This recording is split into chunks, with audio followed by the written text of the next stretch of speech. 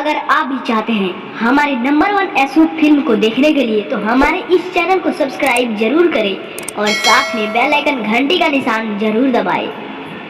Presented by अमन अनारी। अभी ले ना आइले मालिक का रे तो के पता बा? हमरो कहाँ कुछ पता बा, हमहू राहे देखा तनी। अब तो आवे के चाहे कम से कम।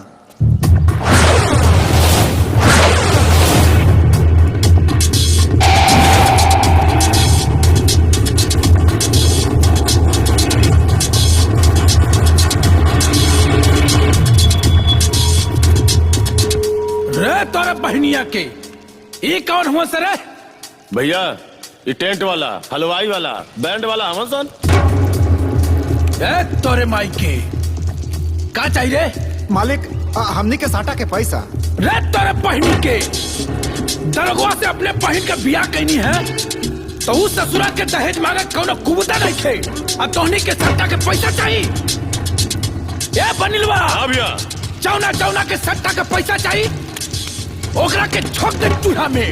लाश के लपट में चिलम जलाओ के मजा ही कुछ और होला।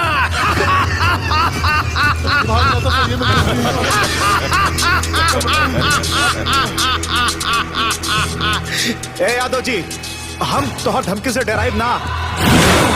बॉस के आदेश बा कि जब ले रहुआ पैसा ना दे हम यहाँ से हिलब ना।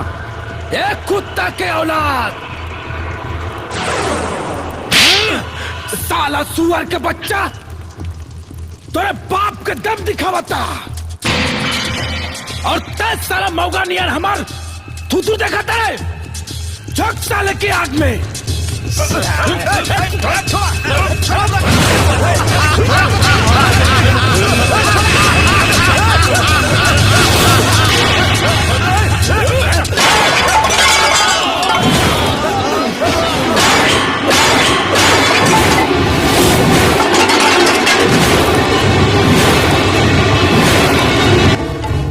मर्द लड़े मैदान में और मौगा अपना मान में।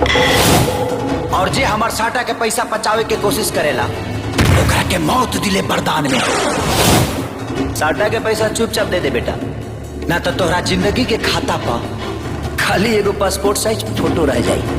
ते ना रहबे। हम केहू के पैसा ना दिले, लेकिन हम तो ली ले।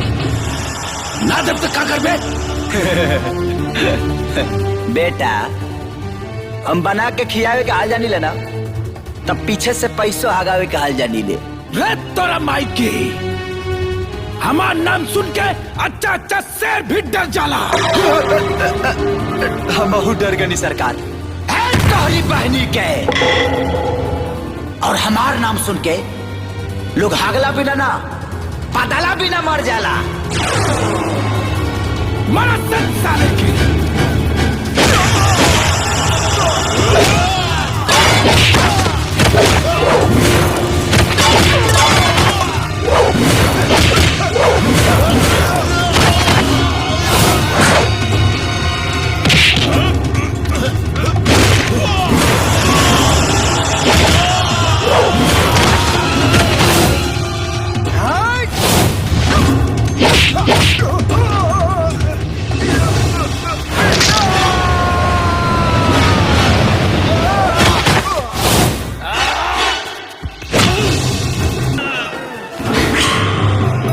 हम कहानी है ना, जे हम बना के खियावे के हाल जानी ले, तब पीछे से आगाहू के हाल जानी ले।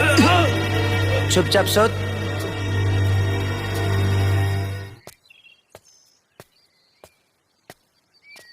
का हनुमान भाई? हाँ जय राम जी की। जय राम जी के। का हाल चाल बा? ठीक बा ना? ठीक है बा बाबू। आजकल कहाँ साटा बा? अरे अरे साटा के चक्कर में तो जिंदगी में बहेंगवा हो गइल बा। हाँ? अच्छा परा त कल सिवान त परसों मोतिहारी त चौथा रोज रक्सौल। ए साटा के चक्कर में पैसा नहीं खे कमात आदमी। पूरा बिहार भ्रमण करता बाबू। अरे तो वही तो मजा बा ना। खेवड़ा बा मजा बा। हाँ। एक तो लोग के इज्जत छपा, ऊपर से पैसा खातिर तनी स्ट्रगल करे के पड़ता। यार ऐसा कोनो काम मिली जहाँ भरपेट भोजन, सूते के चटाई, और चाटे के खटाई, जिंदगी आराम से कटी यार। भाई हो ऐसा एगो जगह बा। कहाँ बा? बड़का गांव क्या कराई है? तारा माई। हमारा माई? तारा माई। ओ तारा माई। तारा माई हमारे आ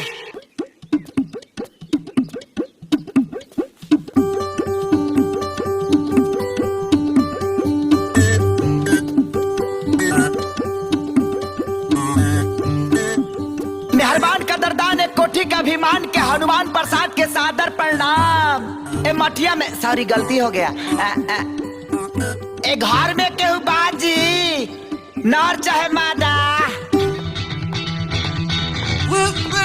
आई हो दादा कपड़ा बाया था पैटवा भी तोड़ ले भी कार है। ते कौन है इसरे? ना नीचे सलवार ना ऊपर कमीज ते कौना के बेटी है सिर्फ बदतमीज। माँ माँ माँ माँ ते हमार नकल काहे करत आरिस? का है ना हमारी माई नहीं है, तो हम जब माई माई सुनते हैं ना तो थोड़ा इमोशनल खींच देते हैं। माँ माँ